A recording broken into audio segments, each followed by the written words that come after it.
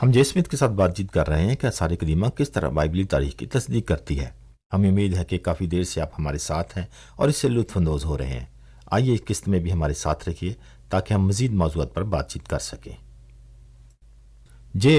British museum میں جو visit آپ نے کیا اس میں میرے لیے ایک نہایت متاثر کن چیز حزقیہ بادشاہ کا اخلاق تھا۔ اب میں اس کے متعلق دوسری سلاطین اور یوسیہ کے حوالہ جات پڑھوں گا کہ کیسے سنہیرب یروشلم کو تباہ کرنے کے لیے آیا اور کیسے خدا نے ملک الموت کو بھیجا۔ اس نے 1,85,000 لوگوں کو موت کی نیند سلا دیا۔ کبھی کبھار یہ چیزیں ہمارے لیے حیران کن بھی ہوتی ہیں۔ کیا ہم اس کا یقین کر سکتے ہیں؟ کیا یہ بالکل درست ہوتی ہیں؟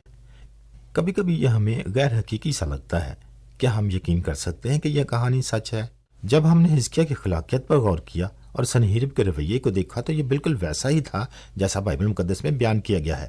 یہ بات میرے ایمان کے لیے بڑی حوصلہ افزا تھی۔ اس سے مجھے حوصلہ ملا کہ میں بائبل مقدس کے تاریخی بیانات پر بھی یقین کر سکتا ہوں، اور شاید ہمارے سامعین بھی ان باتوں سے حیران ہوں گے۔ اب ہم ان باتوں کی کچھ تفصیل بیان کریں گے، جس میں ہم بادشاہوں، جنگوں اور بادشاہوں کے زمانوں اور ان سے متعلق دستاویزات اور قدیم تختیوں کا بھی ذکر کریں گے۔ لیکن ان سب باتوں کی جو میرے لیے قیمتی ہیں وہ ان واقعات کی تاریخی تفصیل ہے، جو نہ صرف واقعات کی تصدیق کرتی ہے بلکہ یہ بھی ثابت کرتی ہے کہ بائبل مقدس معتبر اور قابل قبول ہے۔ اس بات کا بھی یقین ہو جاتا ہے کہ بائبل کا مصنف روحانی طور پر سچائی بیان کرتا ہے، اس لیے کہ وہ ایک باپ کی طرح اپنے بچوں کے لیے ایک محبت نامہ تحریر کرتا ہے۔ جب یہ ان لوگوں کے لیے بات کرتی ہے، جب یہ تاریخی واقعات کا بیان کرتی ہے تو ہمیں بہت کچھ ملتا ہے۔ ہمیں معلوم ہوتا ہے کہ یہ سب کچھ سچ ہے اور ہم یقین کے ساتھ بات چیت کر سکتے ہیں، اور آثار قدیمہ سے بھی ہمیں اس کی تصدیق ملتی ہے، کیونکہ بائبل مقدس اس کے بارے میں بیان کرتی ہے۔ آثار قدیمہ سے پتہ چلتا ہے کہ خدا ہمیں پیار کرتا ہے اور خدا ہمیں بچانے کے لیے آیا ہے، اور خدا انسان کے درمیان آیا۔ اس نے ہماری مشقتیں اٹھا لی، گناہ بنا اور ہمیں نجات دی۔ ان ساری باتوں کی تصدیق بائبل مقدس اور آثار قدیمہ کرتی ہیں۔ ان سب باتوں کا یقین ہمیں اس وقت بھی ہوتا ہے جب ہم تاریخی ریکارڈ پڑھتے ہیں، اور ہم خدا کی باتوں پر یقین کر سکتے ہیں، کیونکہ وہی خدا اس تاریخ کے پیچھے بھی ہے جو بائبل مقدس کی تاریخ کے پیچھے ہے، اور در حقیقت اسی سے میرے ایمان کو تقویت ملتی ہے اور ایمان بڑھتا ہے، اور خدا کے وعدوں پر ہمارا یقین اور پختہ ہوتا ہے، اور میں اس کے ساتھ اس طرح سے پیوستہ ہوتا ہوں جس طرح ماضی میں وہ لوگوں کی حفاظت اور ان کی نگہداشت کرتا تھا، اسی طرح وہ آج مجھے محفوظ رکھتا ہے، میرے حال کو اور میرے مستقبل کو۔ جی ہاں، ہمیشہ وہی خدا۔ اور یہ باتیں صرف آثار قدیمہ یا تاریخی گفتگو نہیں ہیں، بلکہ یہ خدا کے ساتھ ہمارے تعلق کو ظاہر کرتی ہیں، جو ہمیں بچاتا، ہمیں محفوظ رکھتا اور ہمارے ایمان کو بڑھاتا ہے۔ میں آپ کا بھی شکر گزار ہوں کہ آپ نے میرے ایمان کو اور زیادہ بڑھایا، اور مجھے امید ہے کہ ہمارے سامعین بھی ایسا ہی سوچتے ہیں۔ جی ہاں، ہم پیدائش کی کتاب سے لے کر پہلے ہی بہت سے زمانوں کا ذکر کر چکے ہیں جن کا تعلق 2000 کاف میم سے ہے، موسوی دور 1400 کاف میم، اور داؤد کے زمانے 1000 کاف میم سے ہے۔ ہم نے اسوریوں کے بارے میں بھی مطالعہ کیا کیونکہ ان کے بارے میں برٹش میوزیم میں کافی مواد موجود ہے۔ اب ہم بابلی زمانے کی بات کرتے ہیں جس کا تعلق 7ویں صدی کاف میم سے 6 صدی کاف میم سے ہے، یعنی 600 سے 500 کاف میم۔ اور یہاں بڑی دلچسپ بات ہمیں ملتی ہے، کیونکہ یہاں نہ صرف بادشاہ نبوکدنضر کی بات ہے، بلکہ خاص طور پر جس شخص کا ذکر ہے وہ ہے دانیل نبی۔ دانیل نبی کے بارے بات چیت کرنے کے لیے یہ ضروری ہے کہ ہم یہاں بیٹھنے کے بجائے برٹش میوزیم چلیں۔ ہم غور کریں گے کہ دانیل کی کتاب کیا کہتی ہے اور اس کے بارے میں ناقدین کیا کہتے ہیں، اور دیکھتے ہیں کہ برٹش میوزیم اس کے بارے میں کیا کہتا ہے۔ میں نے یہ بات پہلے اس لیے کہی کیونکہ برٹش میوزیم میں ہمیں بہت کچھ اس کے بارے میں ملتا ہے۔ ایک ڈرم جسے ہم دیکھ سکتے ہیں، یہ ظاہر کرتا ہے ایک کڑی کو، اور بائبل کے علماء کے لیے یہ ایک مددگار ہے۔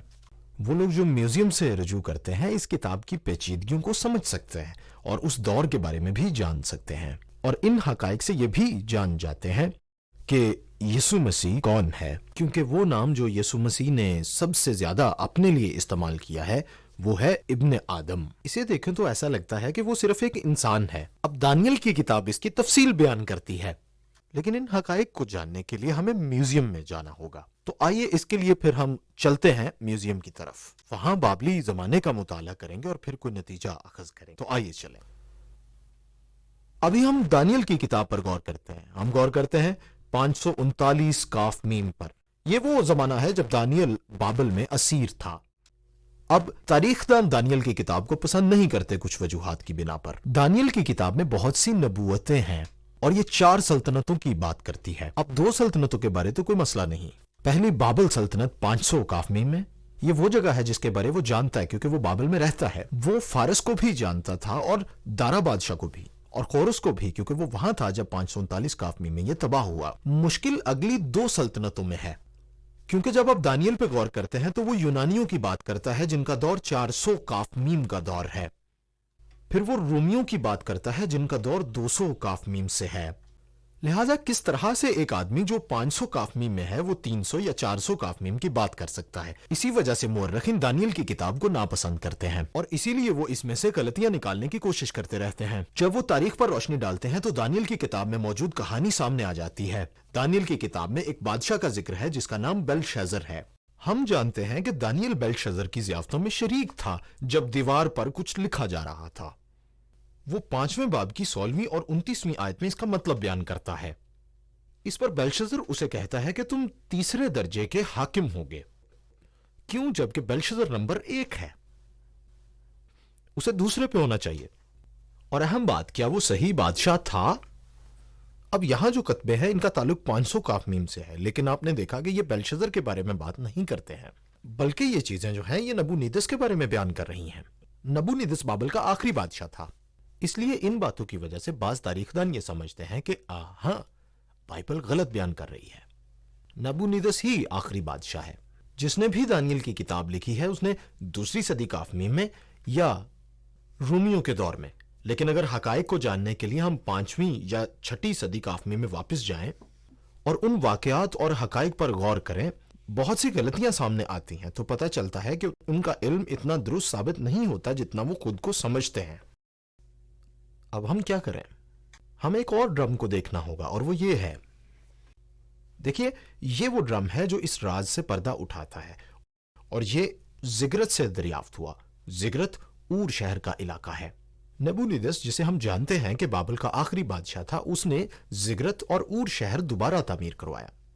زگرت شہر کی جب کھدائی کی گئی تو وہاں انہیں یہ ڈرم ملا۔ اگر آپ اسے غور سے دیکھیں تو اس پر ایک دعا لکھی ہوئی ہے جو نبونیدس نے اپنے بیٹے کے لیے لکھی تھی جس کا نام بیلشازر ہے۔ یہ وہ واحد حوالہ ہے جو ہمیں بیلشازر کے متعلق ملتا ہے۔ یہ وہ تاریخی ثبوت ہے جو بادشاہ بیلشازر کے متعلق ہے، تاہم مسئلہ یہی حل نہیں ہوتا۔ نبونیدس بابل کا آخری بادشاہ تھا، بیلشازر اس کا بیٹا تھا۔ اب ہم کیا کریں گے؟ ہم یہ کریں گے کہ ہم اس طرف بڑھیں گے اور اس تختی پر غور کریں گے۔ پہلی حقیقت یہ ہے کہ نبونیدس نے اپنے آخری 10 سال کس طرح گزارے۔ وہ عرب میں تیما نامی ایک جگہ پہ چلا گیا۔ اس نے اپنے بیٹے کے بادشاہ بننے سے پہلے حکومت کو چھوڑ دیا۔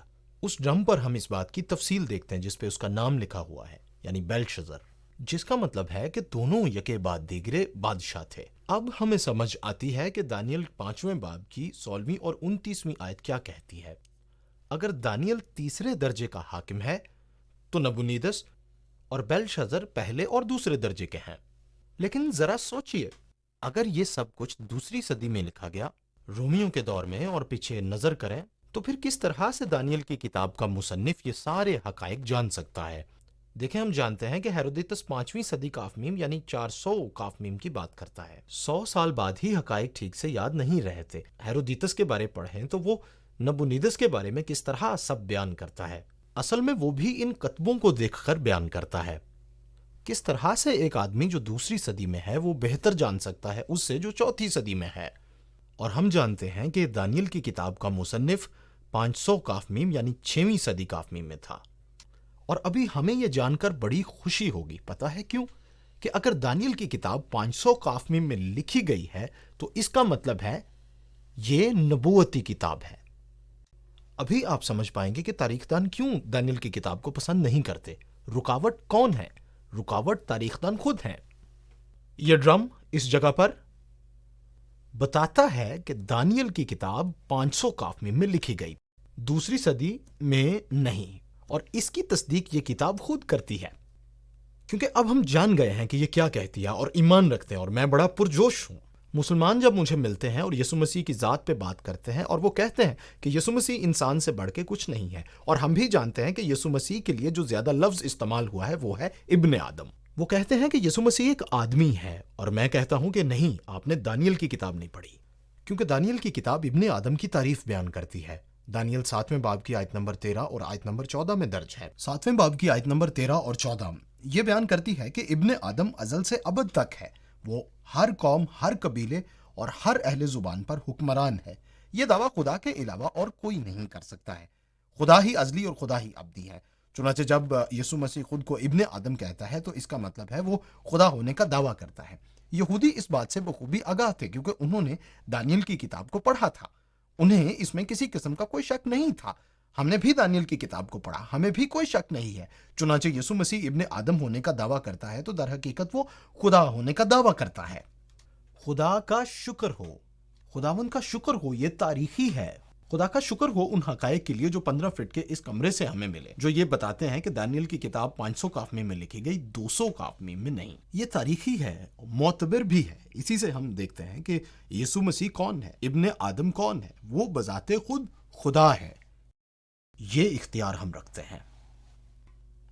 اب اکثر لوگ یہ سوال کرتے ہیں کہ یہاں پہ موجود حقائق بیلشزر کے بارے میں اتنے نہیں ہیں، زیادہ تر کا تعلق نبونیدس سے کیوں ہے؟ یاد رکھیے اب تک ہم نے جتنا بھی مواد دیکھا ہے اس کا تعلق اسوری دور سے ہے، اور جیسے ہم بابلی زمانے کی طرف آتے ہیں یہ سارا کچھ بادشاہوں نے رکھا ہے۔ اصل میں انہوں نے یہ مہنگی ترین چیزیں بنائی تھیں۔ نبونیدس ایک بادشاہ تھا، اور یہاں پہ موجود تختیاں، کتبے اور جو کچھ بھی یہاں پہ موجود آپ دیکھتے ہیں اس کی فتوحات کا ذکر کرتے ہیں۔ اب یاد رکھیں دونوں نبونیدس اور بیلشزر بادشاہ تھے، لیکن نبونیدس سینئر تھا، اور جو کچھ بھی یہاں لکھا گیا ہے وہ تاریخی طور پر اس کے لیے لکھا گیا ہے۔ بیلشزر کچھ بھی فتح نہ کر سکا کیونکہ وہ اس قابل نہیں تھا۔ جتنی بھی فتوحات ہیں ان سب کا سہرا اس کے باپ نبونیدس کے سر ہے۔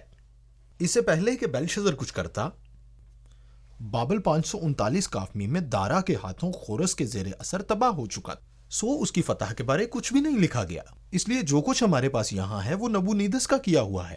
لہٰذا ہیرودیتس بھی جو اس واقعے کے 100 سال بعد یعنی 500 کاف میم میں تھا، تو انہی ساری چیزوں سے مدد لے کر اس نے نبونیدس کے بارے میں سب کچھ لکھا ہے۔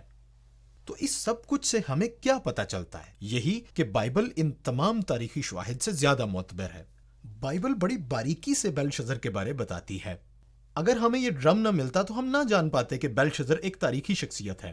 اسی لیے بائبل بہت اہم ہے، اور اس لیے اہم ہے کہ ہمارے پاس جو بھی شواہد ہیں وہ بائبل کے مطابق ہیں، اور یہ بھی پتا چلتا ہے کہ جو کچھ تاریخی شواہد میں نہیں ہے بائبل وہ کچھ بھی بیان کرتی ہے۔ خدا کا شکر ہے کہ ہمارے پاس بائبل ہے، خدا کا شکر ہے کہ ہمارے